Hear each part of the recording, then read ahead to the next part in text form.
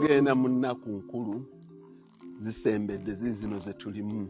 Neraba omuntu bw'oyinza okuba nga okola cash flow nga olina solid investment mu nnaku enkulu nga gwe totawanyizibwa nti eno traffic jam eno abaguzi bannange batubuzeeko bane ebintu nga tebitambula. Bw'oba weekoledde solid investments nga zino, kati tunuulira gamba ente zino engeri gye zaasetingibwamu in an organic way, tekikwetaagisa buwumbi na buwumbi bwa nsimbi okola investments nga zino. Ate n'osigala ng'ochuluuza, zizaala amatu gajjamu ze multiplying nga tokozesezza buwumbi bwa ssente. Laba, look at this organic structure.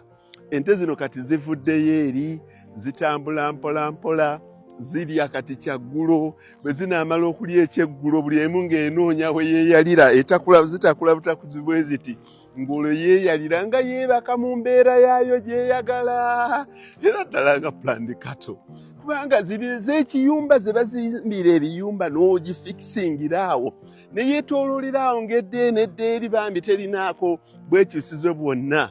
Kati ogiraba eva kulya ku box eri nedda kweno, n'eva kweri nedda kweno. Emmere kasita ebeerawo nga si yakwegayirira. Buli box yonna yonna n'ogijjuza. Kwe kulunda okwo okuli organic, kwe kola investments eziri organic, nga tolinaawo kyokalubirizibwa, tolinaawo kyoyisibwamu bubi, ate n'ebisolo nga byeyagala. Tekikwetaagisa genda mu banka kwewola buwumbi, tekikwetaagisa kuteeka ngalo zo mu bitavu byaba kati laba omuntu bw'akola investment nga teriiko yaaye, naye ate ng'ekula.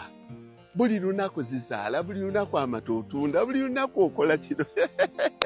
You simply imagine kati ku Christmas yo oba mu kiseera ekirala kyonna nga gw'oli productive.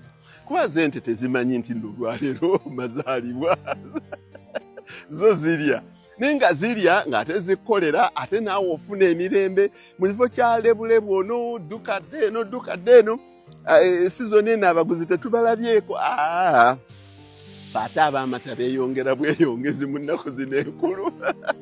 Abaagala ebirume beeyongera bweyongezi. So investments ennungi nga zino ez'emirembe bannange ze mbakubiriza.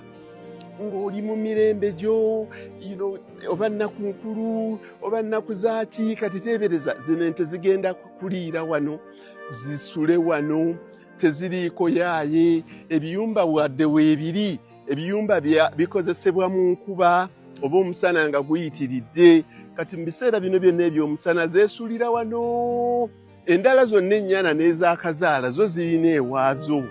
Mu mirembe gyazo, buli emu yeefuna we yeeyalira ne yeebaka. Kikyo